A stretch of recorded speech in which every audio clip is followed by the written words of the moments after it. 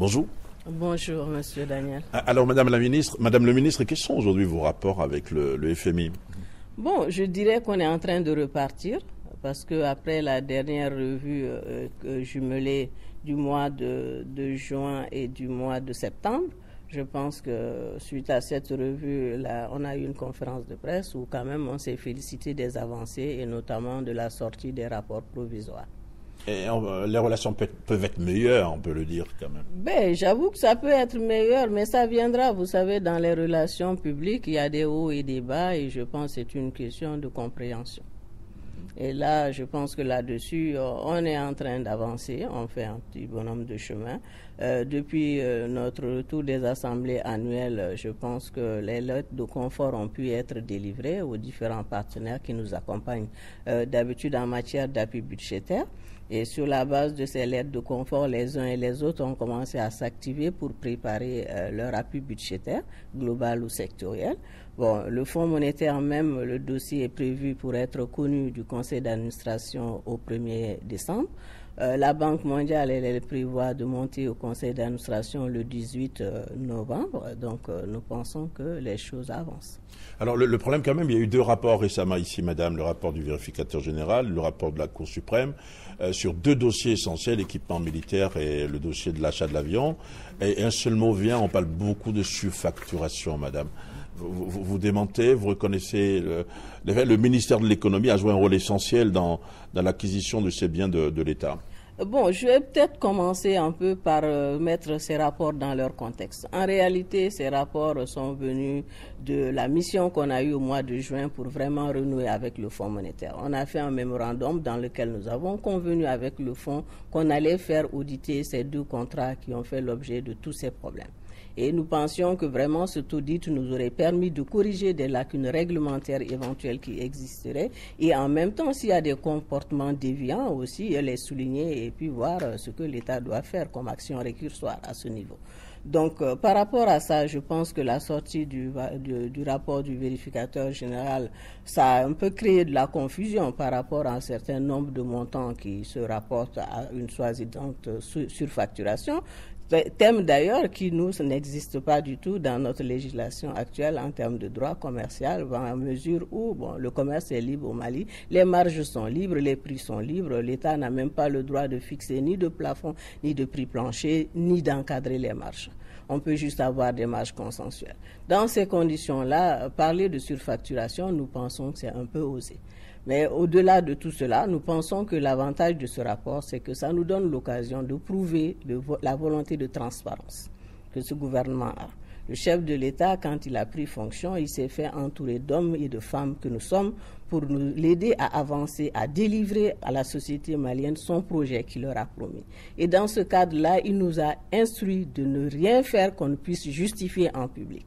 Donc, ce qui veut dire qu'il faut être transparent pour tous les actes que nous posons dans le secret de nos bureaux. Donc, c'est ce qui guide toutes nos actions. Donc, si quelqu'un aujourd'hui, dans un rapport, parle de surfacturation, sincèrement, nous, on ne se sent pas concernés par ça, parce qu'on estime que c'est un rapport de vérification, ça ira devant les tribunaux, les choses seront clarifiées. Mais je relève d'ailleurs que dans le rapport final, il n'est plus question de surfacturation, il est question simplement d'écart. Et l'écart, le vérificateur le désagrège d'une certaine façon, dont la Cour connaîtra, et puis on saura ce qui va en sortir. Alors, mais il y a quand même une garantie bancaire qui a été faite, et ça c'est le ministère de l'économie, c'est vous qui avez donné l'autorisation, une garantie bancaire de 100 milliards de francs CFA, et certains trouvent que c'est illégal, madame. Mais moi, je vous remercie, monsieur Daniel, de me donner l'occasion de parler de cette garantie sur vos antennes. En réalité, cette garantie, c'est quoi? C'est-à-dire que le ministère des Finances, comme dans des affaires de la Défense, comme dans le budget, ils n'ont pas un montant substantiel, donc ils ont fait un protocole avec un opérateur qui a décidé de leur trouver des fournisseurs. C'est sûr qu'un opérateur, il ne fait pas de la philanthropie, il faut qu'il fasse son bénéfice, même si on peut dire que ça doit rester dans des proportions raisonnables, mais ce qui est sûr, c'est qu'il a vocation à faire du profit.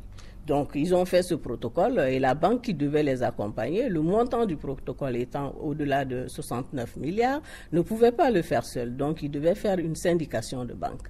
Quand il a fait la syndication de banques, les banques associées ont exigé que quand même il y ait une garantie souveraine de l'État pour qu'éventuellement cette créance, même si elle est adossée, ce qu'on ne dit pas suffisamment, à des prévisions budgétaires. Parce que la prévision, la première était sur le budget 2014 régulièrement voté. Les deux autres échéances venaient sur les budgets en prévision 2015-2016 qui avaient déjà été validés au niveau de l'Assemblée en annexe de budget de l'année précédente. Donc, c'est un budget triennal qui est là, qui programme un peu les dépenses de l'État sur une période de 3 ans, mais qui est validé année par l'Assemblée. Donc, dans ces conditions-là, ils ont fait ce protocole en ayant une idée à l'idée d'équiper l'armée, comme vous le savez. Quand on a découvert nos hommes à Sévaré et autres, vous étiez là, vous avez été témoin. Il n'y avait pas de casque, il n'y avait rien du tout.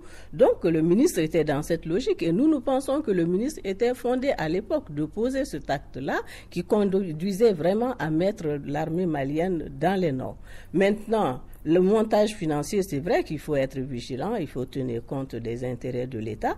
Nous, on a donné la garantie à la demande de la banque qui devait monter la syndication pour accompagner, cautionner le ministère en réalité. Parce que contrairement à ce qu'on dit, ce n'est pas une garantie qui a été donnée à l'opérateur. La garantie, c'est pour la banque pour sécuriser ses ratios prudentiel, pour que en cas, on ne sait jamais, comme l'État des fois, a des ressources, peut différer d'1 mois, 2 mois un paiement. Si cela devait par extraordinaire arriver, qu'au niveau de la BCEAO, les ratios de la banque ne soient pas dégradés. Voilà la situation, c'est uniquement ça. Et pourquoi 100 milliards face à un contrat de 69? La marge des 30 milliards, c'était justement pour donner une marge au ministre pour l'ensemble des acquisitions qu'il voudra faire d'ici 2015 et dont on n'a pas les ressources dans le budget. Voilà, c'était tout simplement cette opération. Mais il y a quand même, dans les deux rapports, c'était celui du vérificateur général comme celui de la Cour suprême, il y a des procédures qui n'ont pas été respectées, par exemple au ministère des Finances. Non, en termes de procédure non respectée, nous on est surpris parce qu'en réalité, la garantie, ce qu'on nous dit, vous avez donné la garantie, vous n'avez pas consulté le comité de la dette. Mais attendez, le comité de la dette est présidé par le ministre des Finances. Vous pensez que j'aurais eu du mal à le faire entériner? Mais à l'époque, le comité n'était pas physiquement créé. Il y avait juste son décret de création il y a 2 ans. Et c'est juste après ça maintenant que nous, on a pris une décision, un arrêté pour mettre le comité en place. Et depuis, il fonctionne. Donc ça, c'est ce que la Cour suprême a relevé. Donc ils nous ont dit, c'est une garantie qu'il aurait peut-être fallu annuler. Mais le problème de l'annulation de la garantie, c'est que à ce moment-là, la créance devient exécutoire tout de suite. Il faudra que l'État ait dans son budget suffisamment de ressources pour solder les comptes de la banque. Sinon, la banque aussi est exposée de ce point de vue. Voilà. Vous dites qu'il y a une garantie, mais que l'État n'a pas payé 1 franc depuis. Certainement, pas du tout. On le confirme. C'est-à-dire qu'en réalité, le montage était tel. Et c'est pour ça que c'est surréaliste de voir toutes ces élucubrations autour de cette question. En réalité, qu'est-ce qui s'est passé? Le montage voulait que les marchandises, la banque n'allait pas déjà mettre de l'argent dans le compte de l'opérateur. Je pense que ça doit être clairement souligné. Jusqu'à ce que le vérificateur dise qu'on a soutiré de l'argent. L'argent n'était pas prévu pour être mis sur le compte de l'opérateur. Donc, ce qui a dû sortir, ce n'est pas cet argent. Cet argent était prévu pour être payé aux fournisseurs sur la base de lettres de crédit qui étaient ouvertes pour les différents fournisseurs au niveau de la banque. Et ces lettres de crédit, pour être payées, devait être sous-tendu d'un document qui attestait qu'à l'exportation, au départ, au pays de départ, ça a été vu par des éléments des forces armées confirmés en termes de qualité, embarqués. Arrivé à Bamako, confirmé encore par les mêmes équipes, plus maintenant les équipes du ministère des Finances. Et c'est à ce moment-là que le contrôleur financier doit apposer son cachet sur le PV de réception. Et c'est là où la procédure peut démarrer en termes d'engagement, de liquidation et de paiement. Donc, on n'en a rien du tout à ce point de vue-là. On n'a rien fait à ce stade, rien n'a été payé. Quand le vérificateur dit, par exemple, des chaussettes achetées à 1000 francs et facturées à 10 000, ça vous choque un peu? Moi, je lui reste la responsabilité de ses propos parce qu'entre-temps, on a découvert qu'en réalité, ce qu'on dit être une marge faramineuse quelque part a servi en partie à acheter des munitions. Donc, j'avoue. Des milliards de munitions, quand même. Voilà, mais les équipements qui ont été achetés, les véhicules, nous savons que c'est des véhicules blindés et tout ça, qui doivent être munis de mitrailleuses et puis avoir un certain nombre de munitions, des armes individuelles qui ont été prévues pour les soldats.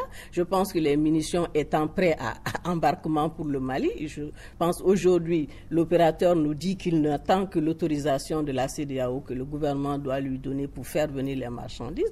On aura l'occasion de voir. Mais déjà aujourd'hui, toutes les personnes qui veulent, tout ce qui a été livré, il y a 95% du matériel de l'équipement qui est déjà là au ministère de la Défense. Donc nous disons que c'est pratiquement une tempête dans un verre d'eau. Par contre, ce qu'on tient à dire, pour rassurer nos partenaires, c'est que cet exercice nous a permis de mettre le doigt quand même sur des maillons manquants dans notre procédure réglementaire.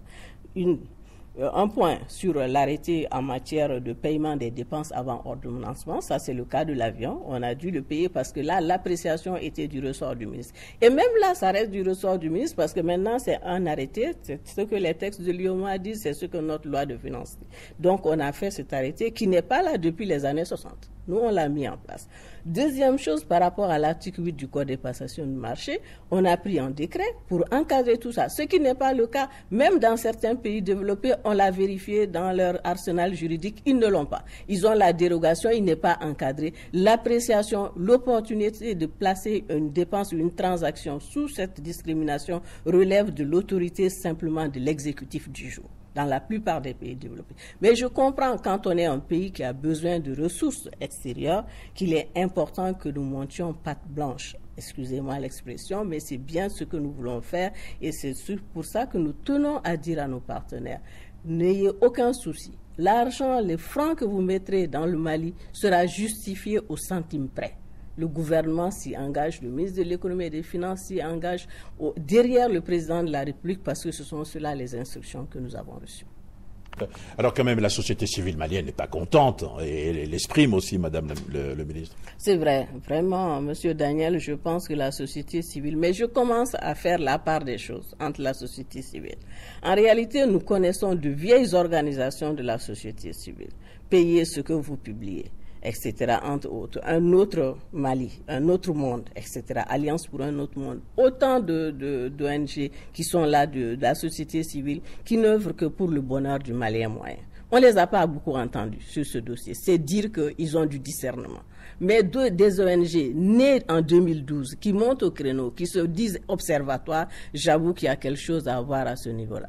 Donc, je dirais juste à la société civile et à d'autres intervenants au niveau national et international que quand on parle du dossier de Mali, il faut faire très attention parce qu'on peut faire des dégâts au-delà de ce qu'on imagine. Parce que la parole, elle peut être très très mauvaise, dépendant de l'oreille dans laquelle il tombe. Merci. Merci.